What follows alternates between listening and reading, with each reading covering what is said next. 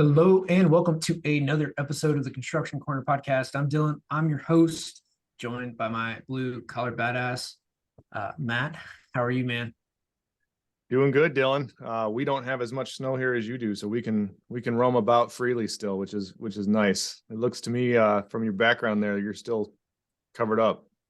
Yeah, this is not ideal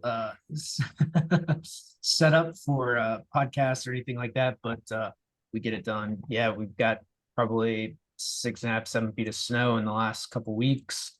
Got another couple inches here this morning. And now we're supposed to get rain for the next few days or here later this week and whatnot. So we switched from the Polar Express to the Pineapple Express, for whatever that matters or counts for. And from there, we're going to be just drenched. So it'll be an interesting next week or two. Oh, I bet it gets pretty icy and nasty for a little bit there. Yeah, it should warm up, but yeah, I mean, like now we got to start worrying about water levels and all that kind of stuff. They got to start let water flowing downstream and release stuff and worried about all that. I think we're at 200% of water for like the year, and here we're only in March, so That's good. San Francisco will appreciate the extra water you're sending their way. something like that, man. Yeah, it's water in the West is very, very different than the rest of the country, but Sure. that's a topic for another time. So, kind of without further ado, you guys have you've heard Kyle's bio as of this recording. So, Kyle, why don't you just tell us a little bit about yourself, and how you got into construction and what you're doing today, and let's go from there. Absolutely happy to. And yeah, we definitely don't have any of that snow issue. I'm down here in Houston. So golfed with some clients yesterday. Nice. So it's definitely a little bit warmer down here. I think it's probably gonna hit about 83 today. So Wow. we could use some of the water though. We could definitely handle it, just not too much because we flood pretty bad. But yeah, so I'll dive in. I help run a risk management family office. So I'm a director at Hotaling Insurance Services. And when I say risk management family office, we handle all areas of insurance. And I work primarily, I call it jeans and boots industry. So it's going to be a lot of the construction guys at the same time, people that got their hands dirty. And what we do, my specialty, and I'll get into why, is really in the exec comp, life insurance, family succession planning, family dynamics, buy-sell planning, things like that, how we unwind partnerships in that space. And then we've got a full team that does property and casualty for the businesses. We do personal lines, so home, auto, a lot of ranches down here, planes, boats, art collection, car collection, all those things. Then we've got a full PEO and health benefits division as well. And we just operate, I call it the one neck to choke for insurance.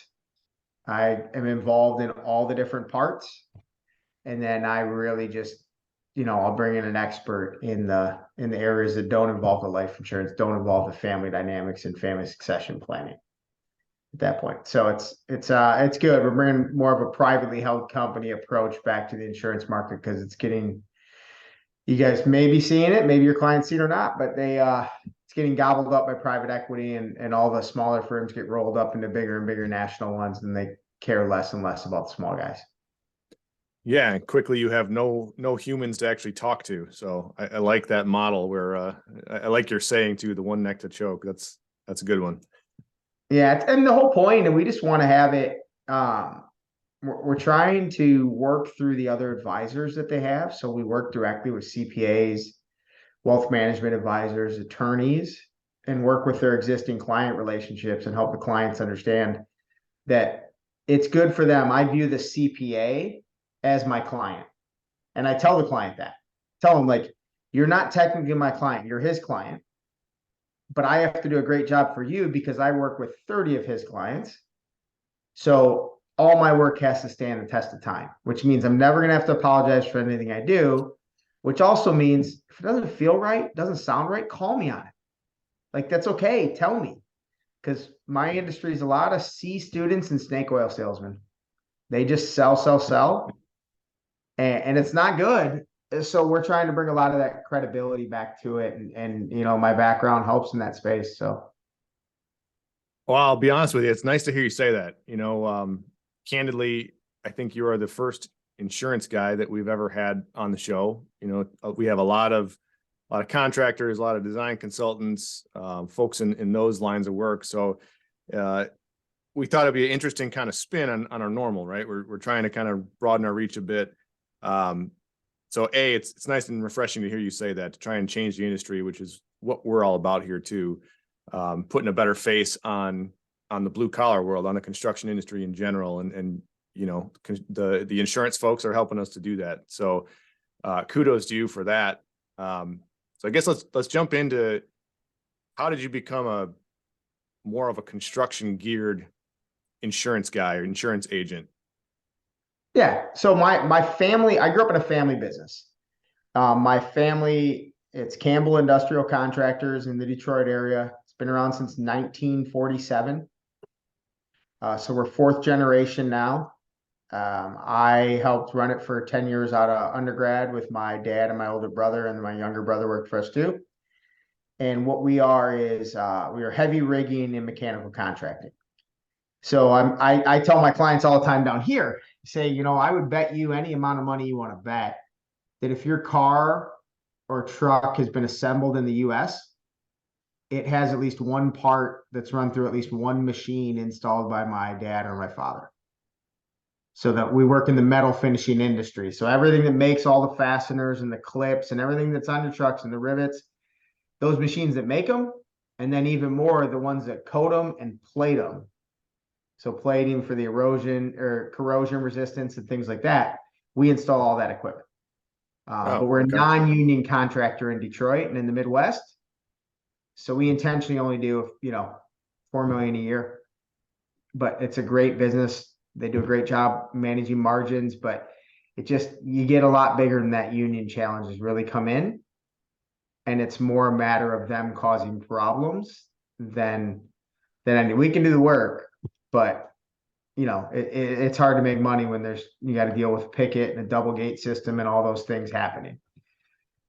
So yeah, I'm sure you've encountered it. Let's not forget the giant blow up rat either. Exactly. I was just going to say the big ass inflatable rat, but the best strategy for the union ones, understand that those guys picketing are just doing a job and getting paid to be there.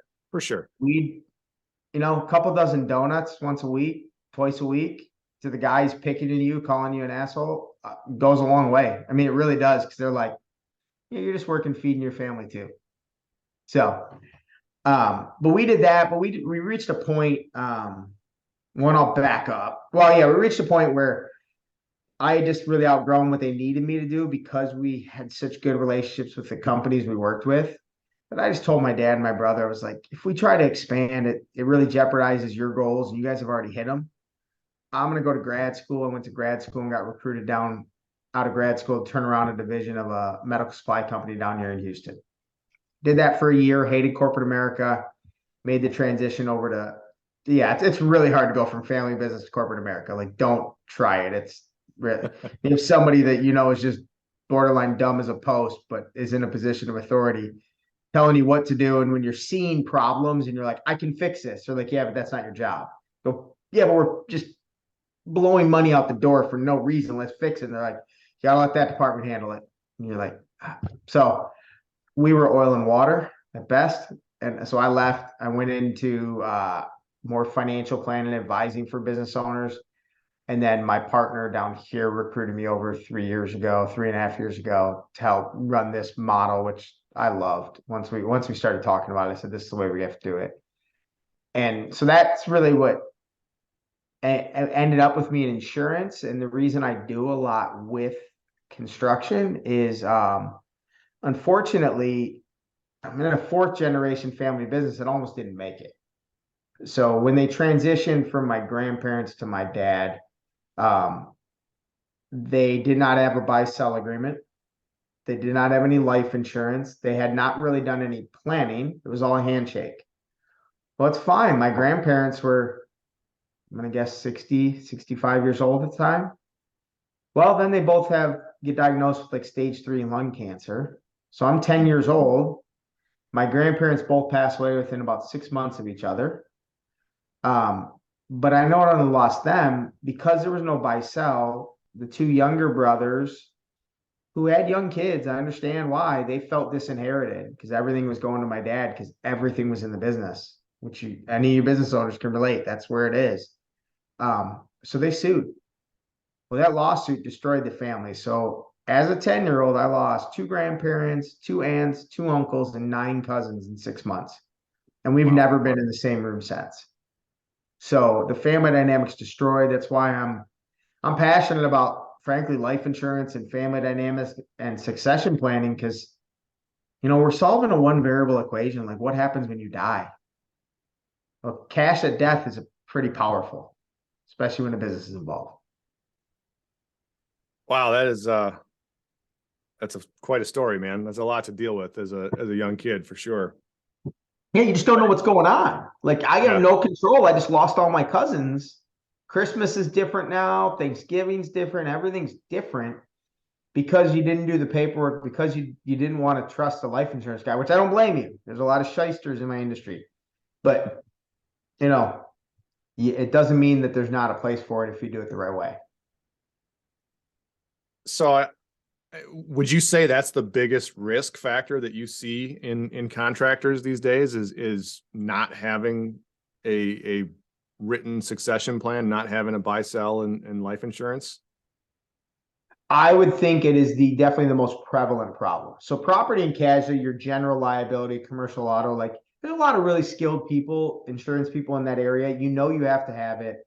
If you work with big construction firms, a big GC with a plant, whatever, they're going to basically dictate what you have to have. They tell you have to have this to bid on this job. So you're forced into compliance.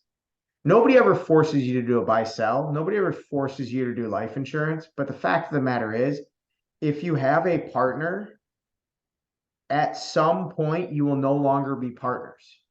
Hopefully that's through success and you sell the business, or success and you're able to retire or transition to the next generation. But it's going to happen 100%. The problem is those times when you don't plan for it. So think about it, Matt. Are you married then? I am married with 3 kids. Business partner? Not anymore. So that's why this is interesting to me. I just made it through that process. Was he married? He was married. His wife passed away a couple years ago. Yeah. So it's harder to transition knowing that part. But in general, if you think about the dynamic, so if you're business partners with somebody, do you ever really go home and rave about the decisions they make? Absolutely not. No, but you go home and be like, that dumbass, like he missed this on the takeoff. It's going to cost us 10 grand. Like, this is going to be crap. We are screwed in this area. Like any opinion you give to your spouse is generally the negative side of your business partner, whatever they've done, because you're not going to go home like, oh, he's amazing. Like, I don't even know how he stayed in business today with all my mistakes. He completely covered for me. Like, you're never doing that. So in reality, you don't want to be partners with your partner's spouse, and your partner's spouse probably doesn't think as highly of you as maybe even your partner does. So that problem, that dynamic's already, like, there's just friction there already. Now you put it in there, like, what business have you ever been to that holds more than 50% of their value available in cash? You don't. Right. Invest it and grow. So how the hell do you buy out a 50% owner if their estate if they die?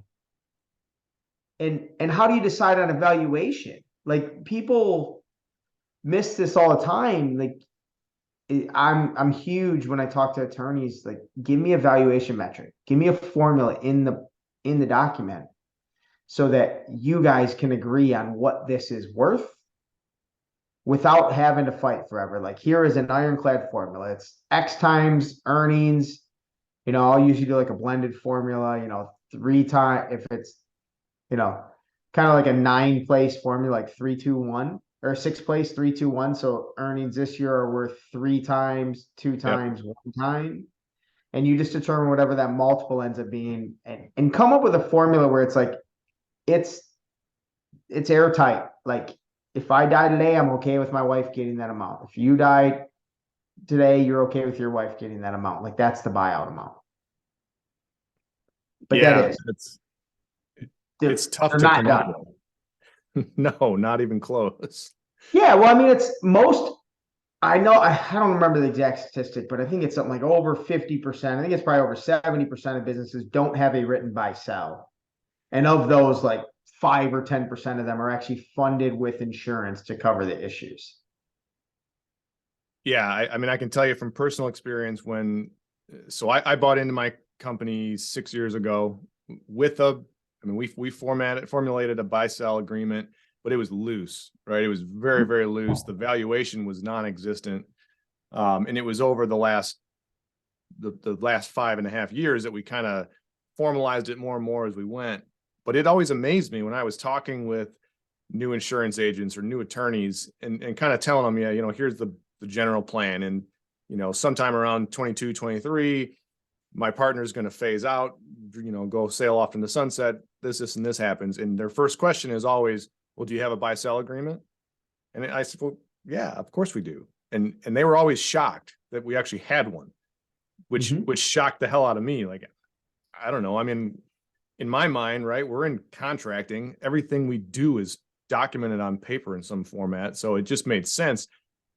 That's not to say I knew what the hell I was doing. I didn't. Like, we just it was fly by night. Here's a document. We both signed it. And, we had life insurance policies when we started, when I started, that would have covered the value of the company, like you said, to buy it out from my wife or from his wife.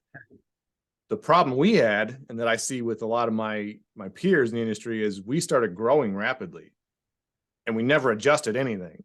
So in today's dollars, those life insurance policies, they'd be a toothpick underneath underneath the house, nothing. And so I guess maybe if you got any advice, or how often are you reevaluating a company to make sure you have the right coverages, I guess? Well, so that's a great question, because on there, that's why we came up with this model of insurance. So if you look at it, the problem with life insurance, guys, they call you, you don't always take a call because you don't necessarily want them selling you something, whatever it might be. It's a relationship with friction already. Well, if I'm already handling your P&C for the business, and I'm helping, I do your personal lines, so your home and auto, umbrella, and maybe we do the health insurance, I'm already talking to you all the time. So now it's a way to be like, hey, Matt, look, we looked at the P&C, we ran your numbers, revenues are double what they were 2 years ago.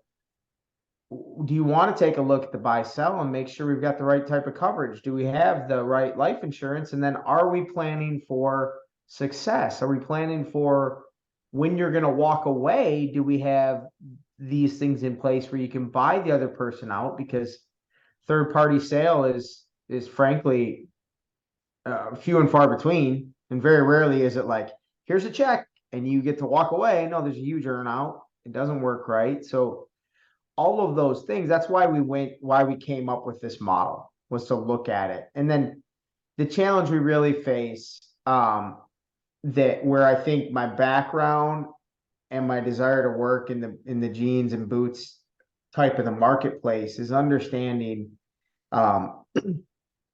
it's a challenging one, because you guys, what you know very well.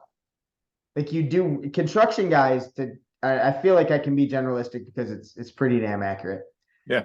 If you're a concrete guy, you know concrete inside and out. If you're a steel guy, you know fabrication, you know design, you know those things inside and out. You also know when you sit down with your insurance person or your CPA or your attorney, that you're sitting down and everybody in the room knows that you likely don't know borderline squat about that category and the other person does. Well, the problem that comes into insurance is guys in my position seem to think that they need to walk away feeling like the smartest guy in the room. Because, like I said, it's a lot of C students and snake oil salesmen. They haven't had the chance to be the smartest guy in the room when you're a C student all that often, but they can sell, so they build a great career. They overcomplicate it. They make it harder on the contractors to understand it. My goal when I sit down with them is I don't ever want you feeling like you walked away not understanding what we talked about. I'll use a lot of dumb analogies on their just things, or I'll try to relate to their industry when you're looking at it and just being like, okay, if we're, and that's what I tell is, okay, if we're letting life insurance and you're looking at it saying, okay, we value the business at $1 million right now. Let's get a $500,000 term on each other. I'm looking at guys say, I'm not trying to oversell you on life insurance, but let's think of this as like the foundation on a house. You're building the foundation right here, very narrow. You can only get so big. While we're doing this, let's take a look at doing $1 million or $2 million on each of you. Now we got a foundation that it can accommodate a $4 million valued company. Like, I'm not saying it's going to be enough, but we probably don't need to do anything with it again until you're worth 8 million or 9 or 10 million, because you can write your buy sell that, okay, if I die and we're worth 8 million, my side's 4 million, we've got 2 million of life insurance. Okay, my family gets 2 million right away, and here's the payout over time. Like, the family's happy because they got some cash. You just bought it, you own 75% of the company now, and now you have an agreement in place to buy out the other 25% over time. Now problems are solvable. Like, we've got money there. So you got to get them to understand it's that foundation. And like, you're not going to build on it for a little while, but if you do, now we can build a much bigger, much taller home or a much taller building. So I try to use some analogies like that to help them, because if you get them to understand it in their language, then we can actually accomplish stuff. Yeah, for sure. I mean, I'm a dumb carpenter by trade, right?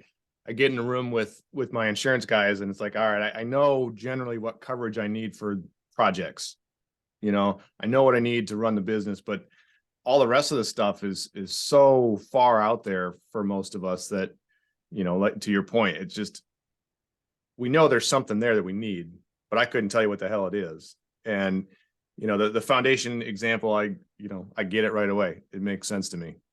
Well, and I'd look at it like the phrase dumb carpenter doesn't exist when I've got to redo my kitchen. It's a pretty smart person that I need, or I've got to do an addition on the house. Like, I don't want a dumb carpenter. I want a good carpenter. Right. So right. The fact is, like, you're so far from dumb. And that's what people fail to realize when you look at it like, yeah, I'm good at what I do. It doesn't mean I'm good at like everything. It doesn't extrapolate out that like intelligence is based on your knowledge of insurance. Frankly, my knowledge of insurance is not nearly as transferable as your knowledge as a carpenter. Like, if I'm stuck in the woods, knowledge of an indemnity policy is not going to help me, but an ability to know how to kind of build a structure to keep yourself, a little bit safe from the weather, far more valuable. Like, I'm probably the dummy there. Luckily, my dad and my brother at least made me do some of that stuff. So like, I can sort of hold my own, but that we've got to flip that dynamic in construction. Like, we're not dealing with dummies. We're dealing with people that are smart and that have good knowledge. It's just, we're putting them in a situation where they're not going to know what I know, but how do I help them at least understand what I know? For sure. And bourbon helps too. What's that? Helps. Bourbon, yeah. Bourbon helps a lot with how you establish those relationships too. Like, it just, doors open, everybody's like, oh yeah, no, this is what I really need. Help me. Yeah. The cause of and solution to, right? Oh yeah, exactly.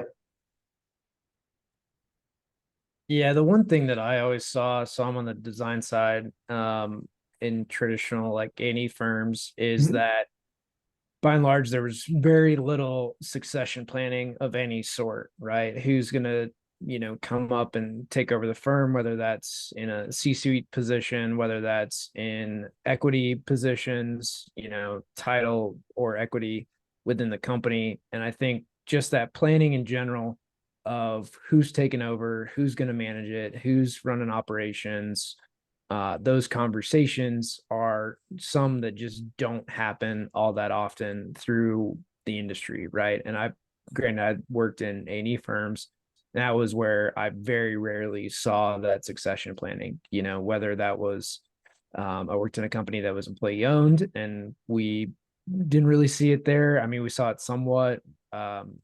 Worked in another firm that was, privately held, and we had somewhat of a plan, but not really. And especially when the whole C-suite was going to retire in the next 5 years, it's like you could kind of guess who's going to take it over, but there was no real tap or, crowning of the next, there was no prince in line if you were to take over the firm, right? Everybody had their inkling of who it was, but there was no planning, no training, no nothing. Nobody knew who was going to take it over. And I think that's probably, along your lines, right? You need to have that, the buy sell for family owned companies. But I think just when you go take a step back to succession planning of like, who's coming up the ranks, right? Who's going to take this ship over? Who's going to run it? Matt, in your case, it was pretty clear, right? Like you came in as a partner and then, hey, we're going to phase out your partner to you running it, right? And that's not always clear, especially in some of the larger firms like 100-person A&E firm. All the principals have equity, but who's really running the ship and then who's going to take it over? And they may or may not have an equity position. So like equity and leadership gets a little cloudy for a lot of the A&E firms. I don't know if you've seen that either, Kyle, and what you've dealt with. Yeah, you definitely, I mean, there's two parts to the equation. There's definitely a numerical and a dollar side of the deal, and then there's a leadership side. The leadership side is of course harder to address with a product type approach. From the dollar side, one of the things that I've done with clients is help owners start to understand, okay, you don't necessarily want to sell the business. If you're a privately held company, let's say it's not an employee owned, and maybe there's some equity to people, but you have a really, dominant shareholder. That shareholder doesn't so much want to sell the business as they don't want to have to worry about a phone call on Christmas. They want to be able to go on vacation whenever they want. They want to have the ability to go on. Frankly, most small business owners I know, like I tell them, like, you better have a really good hobby before you sell this company if you've been doing it for a long time, because you don't know any way to act otherwise. My dad still works with my brother. I don't know what my dad's going to do when my brother shuts the company down or sells it, because he's going to retire, force my dad into retirement. But like, my dad is either not at home traveling or he's working. He doesn't know anything else. Like, he doesn't have a hobby that doesn't involve him being away from the office. Like, he doesn't have a hobby other than occasionally go shoot sporting clays and stuff, but not enough that he's going to be gone every Wednesday afternoon or at the golf course or whatever. So business owners really, they want the cash flow. So I'll talk to a business owner and say, okay, sir, if you don't necessarily want to give away equity, but you're looking at it and saying the company made $1 million bottom line last year. Great. Why don't we talk to your next 3 or 4 people in line and let's build, say, a restricted bonus plan. And I'll use life insurance in those tools, but I'll tell them, let's talk to your management team and explain, look, if I'm here working all the time, I know we'll make $1 million a year. And that puts $1 million in my pocket. I'm thrilled. Like, life is good, or $500,000, whatever it is. I want that baseline money coming in. So what I'm going to do is everything we make above $1 million, I'm going to contribute. Let's say there's 3 of you. I'm going to put 39% of everything we make above $1 million into this restricted bonus plan for you. So you're going to get equity like an owner, but I'm not giving you equity yet. You're going to get profit sharing essentially.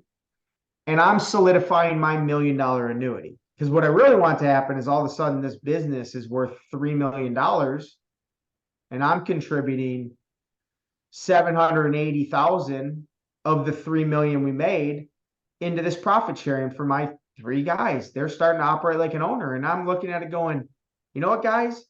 You get this thing to 10 million or 11 million. So you get to 11 million. I am thrilled to write that $3.9 million check. I mean, why wouldn't I be? I got my million base and I just made 6.1 million on the additional money you made for it.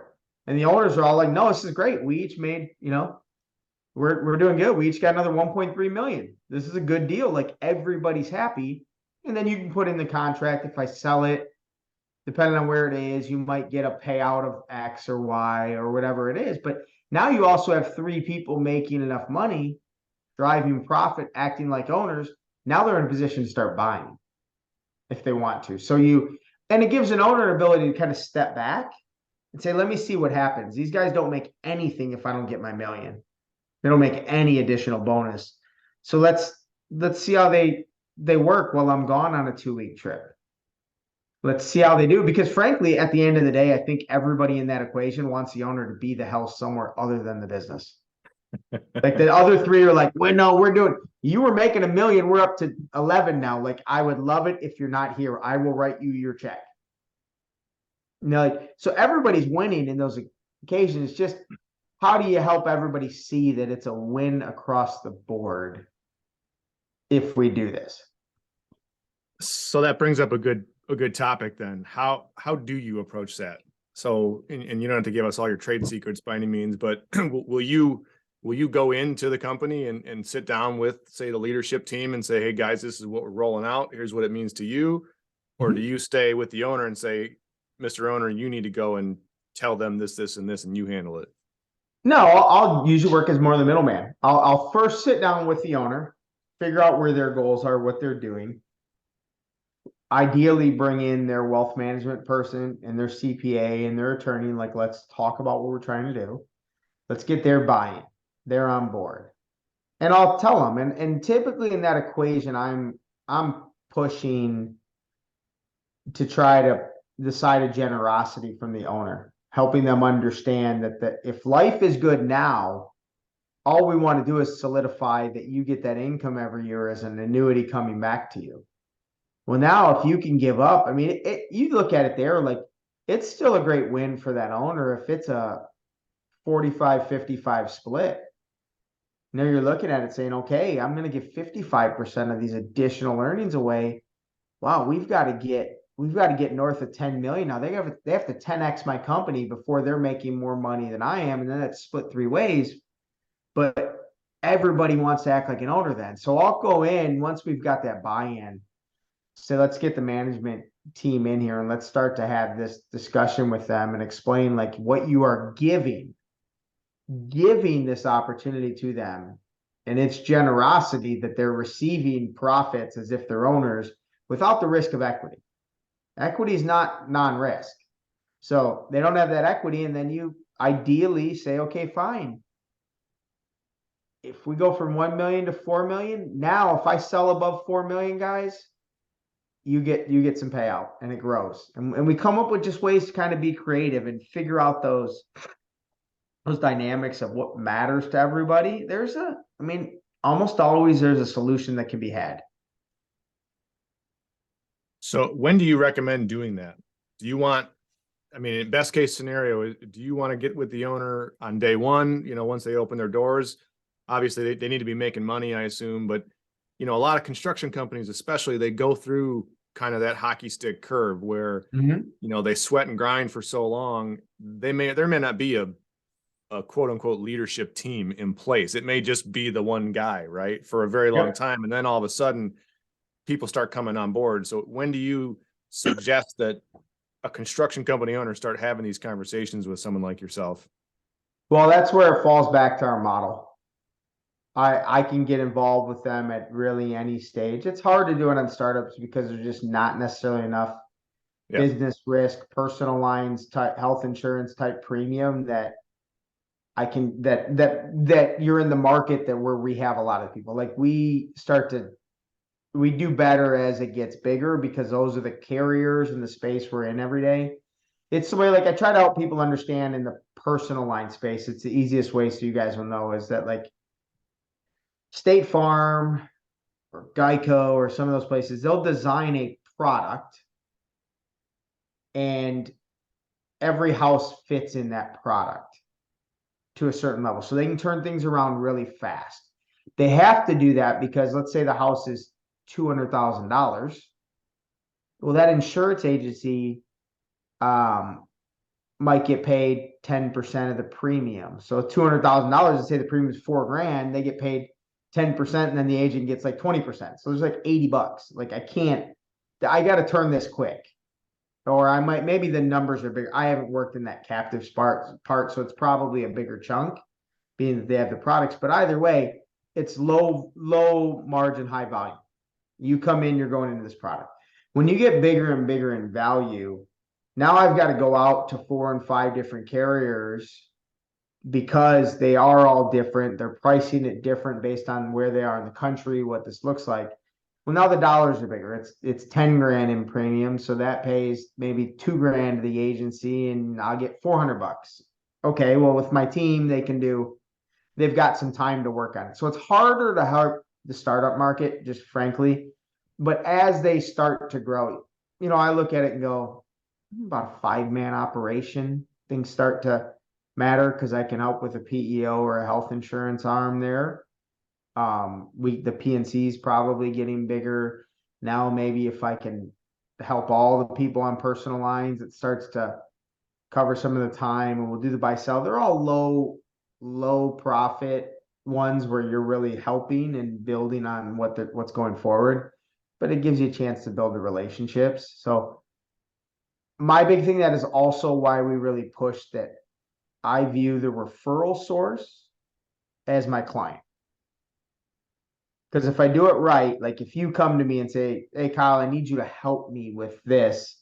I need you to help me do all my business stuff. But then I've also got one of my people coming up. Like, can you take a look at what they're doing with, I just want to make sure they're covered right. And I know he needs life insurance. He's got young kids, and will you help him there? Sure. Because they're coming from you. I'm not chasing that work, but because it comes from you, I'll do that. So that's how we build. That's where the model becomes important, because when it's fragmented and you each do just the segment you do, well, then when do you become big enough? And like you need the help early on. We just can't help like super early. I mean, I can, I'm more likely to hop on a phone call and tell you what to do versus helping you to execute it. Sure. Because we just we don't play in that space. We're real small. Yeah, that makes sense. I mean, it's like anything, right? We look at a certain threshold of projects, right? And we won't look at something below that because it's not efficient for us. Doesn't make sense. And then somebody out there, that's what they do. Exactly. So it's better for the client as well to have that person that's all they do. That's where you want it. Yeah. Well, good stuff, man. Last question I really have. So talking about buy and sell agreements and actually creating these, is that document itself something that you should create for, let's say, someone like me, or is that something where you act more as my advisor and then I still have my attorney draft, the language? Your attorney would still draft it. They've got to be an attorney. Like we don't give. So you set up the programming for it. Well, we'll talk through it. I'll give my input on what I've seen, what's successful, because the problem is attorneys, especially if you're just starting out and you're doing a buy-sell agreement, you're likely dealing with an attorney that but it's probably younger. You're not at necessarily partner level. You're not trying to pay partner rates, or it might be a solo practitioner. So they're not bad, but they just don't have the years of experience to necessarily have the ideas. Sure. And the creativity that goes into it. So you end up with something that's pretty vanilla, and that's not bad from the start. Like I'm not saying it isn't, but it is bad. But as you grow, the complexity in the business and the assets and the relationship warrant some complexity in the documents. That makes a lot of sense. Yeah, and I think that's important to note too, guys, is to review those documents, whether that's on an annual basis or pick a cadence to do that, and probably align with your growth trajectory, right? So if you're growing pretty rapidly, or if your relationship is deteriorating pretty rapidly, one of the two, that you have that document reviewed more frequently, so that you're in a good place if you have to execute it, right? And that's the purpose of these is they are somewhat living documents, right? And they can be adjusted. Granted, everybody's got to sign off on them, but to understand that as you move forward, it's from what I'm hearing from Kyle and Matt. I'm sure your experience is the same in that having those documents reviewed more often, putting your leadership structure and succession planning in place, whether you decide to do a equity or profit sharing for your company, that's something that I think for all of us, we can have that conversation internally and be able to decide the path forward, whether we're going to do that or not, and really what the goals are, right? This is all very personal for your company, for your firm, and in the beginning, the pie's not very big typically to break up. So there's not much to worry about. But as you have more and more, and then family gets involved, or if there's a death or divorce or, something else catastrophic that happens, emotions get involved, people get just emotional about it. And I think, Kyle, that's, some of your experience from your family. Yeah, I'm very big on, it's better to do it earlier because when you're late, it's too late. And when it's earlier, it's a lot easier to agree on how to split up nothing properly and fairly when you're not fighting. So I'm a big proponent on that valuation metric. Make sure it's there. Because if you both agree on it when it doesn't really matter, that's clear head. You're looking at it and just saying, okay, it also drives, financial decisions going forward. Like, no, let's not necessarily spend that here, or how do we do this? And then another one that I do encourage, and not a lot of people always take the advice. I don't necessarily understand why, is some poison pill language in there. So Matt, let's say you and I, or Dillon, let's say the three of us are partners, and we have language in the buy sell that says if at any point one of the partners, let's say I go to Dillon and say, Dillon, I want to buy you out. And I'm going to buy you out for, $400,000. Well, you feel that the company's worth 1.5 million. Well, I'm trying to buy you out because I heard you had, you pissed me off over something, and I heard you're going through a divorce and it's about to get messy. I know you need cash. So like, I'm going to buy you at 400 instead of 500. I'll get a discount. But I encourage them to put poison pill language in there that says, if at any point someone makes a formal offer to buy somebody out, that other person can automatically buy those shares for 120% of the offer. So what I mean is, like, if I go to Dillon and say, I'm going to buy you out for 400 grand, you can turn around and go, yeah, you thought I was financially screwed, but I'll have the offer for 440 grand on your desk. And now I own 2/3 of the company. Kyle, you're gone. And I can't. So what I say that because now it's kind of that prisoner's dilemma. I'm not coming to you with a lowball offer. I come to you with a lowball offer. I might have misread it, and you turn around and buy me out for something. I got to come to you. Okay, if it's really worth, 1.5 million, I mean, I'm going to go in there. I'm going to offer, like, I think 450. I get a 10% discount. And now I'm in a good buffer because if you come back, you're going to have to come back at, 530. If I'm okay selling for 530 right now. I'll turn around and go do something else. But I'm also good buying at 450. So some of those things, because any way we can eliminate the unnecessary bullshit in a relationship, it's going to be better for everybody overall. Like, no, don't try to play a game. We're good to go. That's a great point, man. Great point to end on too.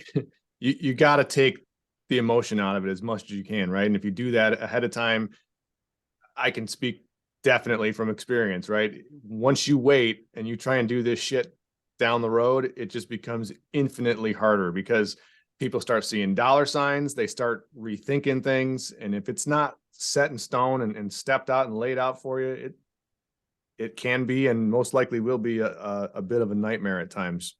An expensive nightmare too. It sure as shit can be.